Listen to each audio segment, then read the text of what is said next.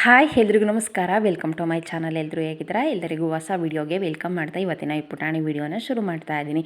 ನಾನು ಇವತ್ತಿನ ವಿಡಿಯೋದಲ್ಲಿ ರಾಯರ ಆರಾಧನೆ ಯಾವತ್ತು, ಯಾವ ದಿನ ಆರಾಧನೆ ಮಾಡಬೇಕು, ಯಾವ ರೀತಿ ಸೇವೆಯನ್ನು ಮಾಡಬೇಕು, ಯಾವೆಲ್ಲ ಸೇವೆಯನ್ನು ಮಾಡಿದರೆ ನಮ್ಮ ಕಷ್ಟಗಳು ಪರಿಹಾರ ಆಗುತ್ತೆ, ನಿಮ್ಮ ಇಷ್ಟಾರ್ಥ ಈಡೇರಬೇಕು ಅಂತಂದರೆ ಏನು ಮಾಡಬೇಕು ಅಂತ ನಾನು ಇವತ್ತಿನ ವಿಡಿಯೋದಲ್ಲಿ ಶೇರ್ ಮಾಡ್ತಾ ಇದ್ದೀನಿ. ನಿಮಗಿದು ಯೂಸ್ ಆಗಬಹುದು ಅಂತ ಅಂದ್ಕೊಂಡಿದ್ದೀನಿ. ನಿಮಗಿದು ಇಷ್ಟ ಆದರೆ ಲೈಕ್ ಮಾಡಿ. ಈ ವಿಡಿಯೋನ ಯಾರೆಲ್ಲ ರಾಯರ ಭಕ್ತರಿದ್ದಾರೆ ಅವ್ರಿಗೆ ಶೇರ್ ಮಾಡಿ. ಇದು ರಾಯರ 355ನೇ ಆರಾಧನಾ ಮಹೋತ್ಸವ ಆಗಿರುತ್ತೆ. ಶನಿವಾರ 29ನೇ ತಾರೀಕು ಆಗಸ್ಟು ಪೂರ್ವಾರಾಧನೆ ಇರುತ್ತೆ. ಭಾನುವಾರ 30ನೇ ತಾರೀಕು ಮಧ್ಯಾರಾಧನೆ, 31ನೇ ತಾರೀಕು ಸೋಮವಾರ ಉತ್ತರಾರಾಧನೆ ಆಗಿರುತ್ತೆ. ಇವತ್ತು 3 ದಿನವೂ ಕೂಡ ತುಂಬ ವಿಶೇಷವಾಗಿ ಪೂಜೆ ನಡೆಯುತ್ತೆ.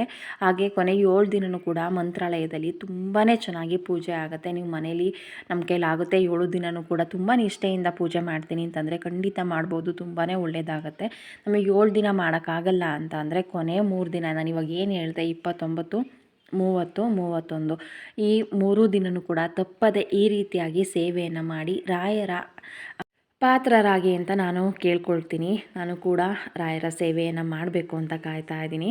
ಯಾರಿಗೆಲ್ಲ ಆಗತ್ತೆ ಅವರೆಲ್ಲ ಈ ಸೇವೆಯನ್ನು ಮಾಡಬಹುದು. ನಿಮ್ಮ ಸಮಯ ಬಿಡುವಿಲ್ಲ ಅಂತಂದ್ರೂ ಈ 3 ದಿನನಾದ್ರೂ ಅರ್ಧ ಗಂಟೆ ಬಿಡು ಮಾಡಿಕೊಂಡು ರಾಯರಿಗೆ ಈ ರೀತಿಯಾಗಿ ಸೇವೆಯನ್ನು ಮಾಡಿ. ನಿಮ್ಮ ಕಷ್ಟ ಏನೇ ಇರಲಿ ದೂರ ಆಗುತ್ತೆ, ನಿಮ್ಮ ಇಷ್ಟಾರ್ಥ ಏನೇ ಇರಲಿ ನೆರವೇರುತ್ತೆ. ಇವಾಗ ಬನ್ನಿ ಯಾವ ರೀತಿಯಾಗಿ ಸೇವೆಯನ್ನು ಮಾಡೋದು ಅಂತ ತಿಳಿಸ್ಕೊಡ್ತೀನಿ. ಮೊದಲು ಶನಿವಾರ ಮಧ್ಯಾರಾಧನೆ ಇರುತ್ತೆ.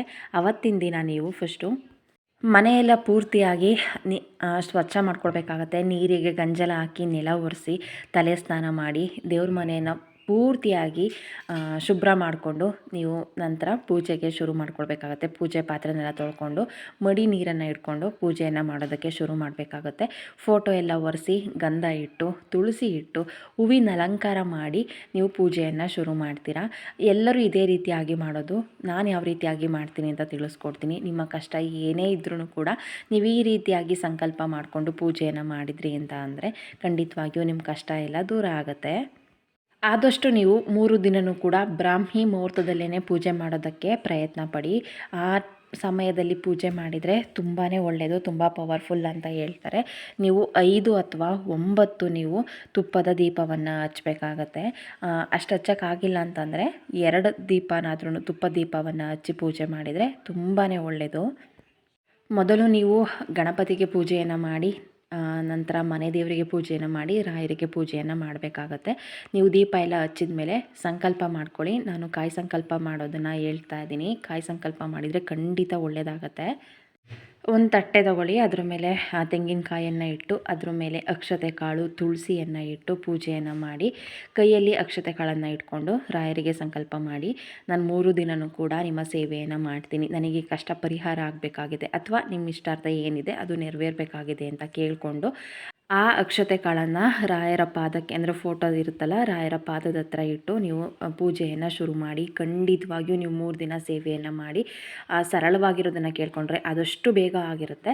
ಸ್ವಲ್ಪ ನೀವೇನಾದ್ರೂ ಕಷ್ಟದ ಕೇಳಿಕೊಂಡ್ರೆ ಆಗಲ್ಲ ಅಂತಲ್ಲ, ಆಗುತ್ತೆ. ಬಟ್ ಅದಕ್ಕೆ ಸ್ವಲ್ಪ ಸಮಯ ತಗೊಳ್ಬಹುದು ಅಥವಾ ಅದರೊಳಗಾದ್ರೂ ಆಗಬಹುದು.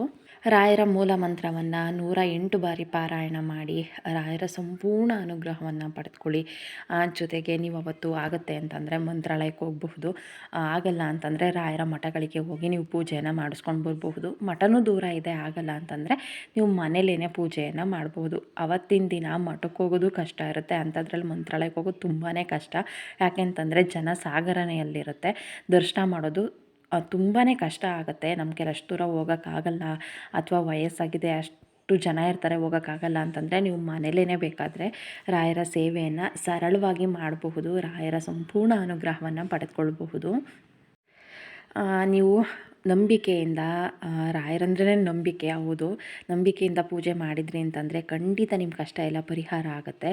ಹಾಗೆ ಜೊತೆಗೆ ನೀವು ಈ ಕೆಲಸ ಆಗುತ್ತೋ ಇಲ್ವೋ ಆ ಥರ ಅನುಮಾನ ಇಟ್ಕೊಂಡು ಪೂಜೆ ಮಾಡಬೇಡಿ. ನಂಬಿಕೆಯಿಂದ ಪೂಜೆ ಮಾಡಿ, ಖಂಡಿತ ಆಗುತ್ತೆ. ಅವತ್ತು ಗೋಮಾತೆಗೆ ಅಕ್ಕಿ ಬೆಲ್ಲ ಕೊಡೋದಾಗಿರ್ಬೋದು, ಅವತ್ತು ಮಠಕ್ಕೆ ಹೋಗಿ ಬರೋದಾಗಿರ್ಬೋದು. ಯಾರು ಹೊಟ್ಟೆ ಹಸುವಿನಿಂದ ಇರ್ತಾರೆ ಅಂದರೆ ಯಾರ ಕೈಲಿ ಆಗಲ್ಲ ಅವರಿಗೆ ನೀವು ನಿಮ್ಮ ಶಕ್ತಿ ಅನುಸಾರ 3 ಜನಕ್ಕೋ 5 ಜನಕ್ಕೋ ನಿಮ್ಮ ಕೈಲಿ ಎಷ್ಟು ಜನಕ್ಕಾಗುತ್ತೆ ಅಷ್ಟು ಜನಕ್ಕೆ ಊಟ ಕೊಡಿಸ್ಬೋದು, ಹಣ್ಣು ಕೊಡಿಸ್ಬೋದು, ತುಂಬ ಸರಳವಾಗಿ ತಿಳಿಸ್ಕೊಟ್ಟಿದ್ದೀನಿ ಯಾವ ರೀತಿಯಾಗಿ ಪೂಜೆಯನ್ನು ಮಾಡಬಹುದು ಅಂತ. ಮಠಕ್ಕೆ ಹೋಗಿಲ್ಲ ಅಂತಂದ್ರೂ, ಮಂತ್ರಾಲಯಕ್ಕೆ ಹೋಗಿಲ್ಲ ಅಂತಂದ್ರೂ ನೀವು ಮನೇಲೇ ರಾಯರ ಆರಾಧನೆಯನ್ನು ಮಾಡಿ ನಿಮ್ಮ ಸಂಕಲ್ಪ ಏನಿದೆ ಅದನ್ನು ನೆರವೇರಿಸ್ಕೊಳ್ಬಹುದು.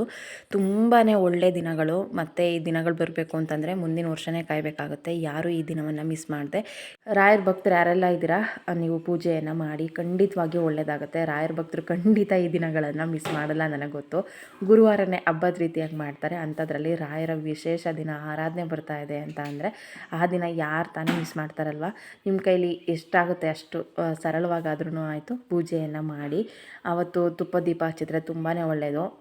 5 ಹಚ್ಬೋದು, 9 ಹಚ್ಬೋದು, ಆಗಿಲ್ಲ ಅಂತಂದರೆ 2 ಹಚ್ಚಿ. ಹಾಗೆ ಯಾವುದೇ ತಪ್ಪುಗಳನ್ನು ಮಾಡದೇ ಇರೋ ರೀತಿಯಾಗಿ ನೀವು ಪೂಜೆಯನ್ನು ಮಾಡಬೇಕಾಗುತ್ತೆ. 3 ದಿನವೂ ಕೂಡ ಫೋಟೋ ಒರೆಸಿ ಗಂಧ ಇಟ್ಟು ಹೂವಿನ ಅಲಂಕಾರ ಮಾಡಿ, ನೆನ್ನೆ ಹೂವು ಏನಿಟ್ಟಿರ್ತೀರ ಅದನ್ನೆಲ್ಲದನ್ನು ಕಂಪ್ಲೀಟಾಗಿ ತೆಗೆದು ಮತ್ತು ಹೊಸ ಹೂವನ್ನು ಇಟ್ಟು ಪೂಜೆ ಮಾಡಬೇಕಾಗತ್ತೆ.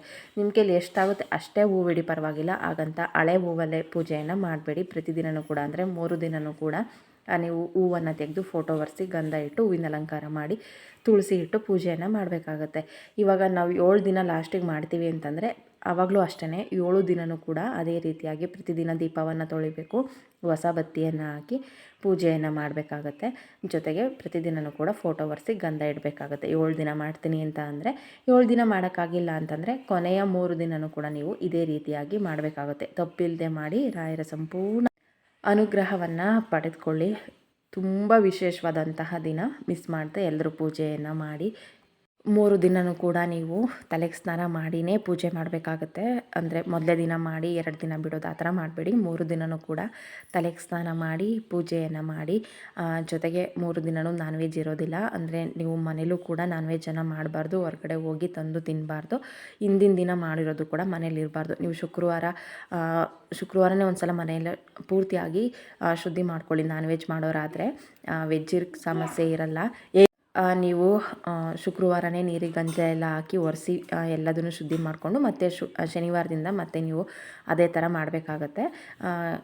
ಬೆಳಗ್ಗೆ ಮತ್ತು ಸಂಜೆ 2 ಟೈಮ್ ಕೂಡ ನೀವು ಪೂಜೆಯನ್ನು ಮಾಡಬೇಕಾಗುತ್ತೆ. 3 ದಿನವೂ ಕೂಡ ಸಂಜೆ ನೀವು ಬೆಳಗ್ಗೆ 5 ದೀಪ ಹಚ್ಚುತ್ತೀನಿ ಅಂತ ಅಂದರೆ ತುಪ್ಪದ ದೀಪನ ಸಂಜೆ 2 ದೀಪ ಹಚ್ಚಿದ್ರೆ ಸಾಕು. ಅಥವಾ ಬೆಳಗ್ಗೆ ಸಂಜೆ 2 ದೀಪ ಹಚ್ಚುತ್ತೀನಿ ಅಂತಂದರೆ ಅದು ಕೂಡ ಆಗುತ್ತೆ. ನಿಮ್ಮ ಶಕ್ತಿ ಅನುಸಾರ ನೀವು ಹೇಗೆ ಬೇಕಾದ್ರೂ ಪೂಜೆಯನ್ನು ಮಾಡಬಹುದು. ನಾನು ಈ ರೀತಿಯಾಗಿ ಪೂಜೆಯನ್ನು ಮಾಡ್ತೀನಿ ಅಂತ ನಿಮಗೆ ತಿಳಿಸ್ಕೊಟ್ಟಿದ್ದೀನಿ. ನೀವು ಇದೇ ಥರ ಮಾಡಬಹುದು ಅಥವಾ ನಿಮ್ಮ ಇಷ್ಟಾನುಸಾರ ನಿಮ್ಗೆ ಹೇಗಾಗುತ್ತೆ ಹಾಗೆ ಮಾಡಬಹುದು. ಇದೇ ಸರಿ ಅದೇ ಸರಿ ಅಂತಲ್ಲ, ತಪ್ಪಿಲ್ಲದೆ ಪೂಜೆಯನ್ನು ಮಾಡೋಣ, ರಾಯರ ಸಂಪೂರ್ಣ ಅನುಗ್ರಹವನ್ನು ಪಡೆದುಕೊಳ್ಳೋಣ. ಯಾವುದೇ ರೀತಿ ತಪ್ಪಾಗಬಾರ್ದು ಅಂತ ಅಷ್ಟೇ. 29, 30, 31ನೇ ತಾರೀಕು ಇರೋದು. ಆದಷ್ಟು ಬೇಗ ತಿಳಿಸ್ಕೊಟ್ಟಿದ್ದೀನಿ. ನಿಮಗೇನಾದರೂ ಡೌಟ್ಸ್ ಇದ್ದರೆ ನೀವು ಕಮೆಂಟಲ್ಲಿ ತಿಳಿಸ್ಬೋದು. ಮುಂಬರುವ ವೀಡಿಯೋಗಳಲ್ಲಿ ನಾನು ಅದನ್ನು ಕ್ಲಿಯರ್ ಮಾಡ್ತೀನಿ. ನಿಮಗೆ ಏನೇ ಡೌಟ್ಸ್ ಇದ್ದರೂ ನೀವು ಕಮೆಂಟ್ ಬಾಕ್ಸಲ್ಲಿ ಹಾಕಿ, ಆಯಿತಾ? ಈ ವಿಡಿಯೋ ಇಷ್ಟ ಆದರೆ ಲೈಕ್ ಮಾಡಿ. ರಾಯರ ಭಕ್ತರು ಯಾರೆಲ್ಲ ಇದ್ದಾರೆ ಅವರಿಗೆ ಈ ವಿಡಿಯೋನ ಶೇರ್ ಮಾಡಿ. ಸಿಗ್ತೀನಿ ಮುಂದಿನ ವೀಡಿಯೋದಲ್ಲಿ. Thank you.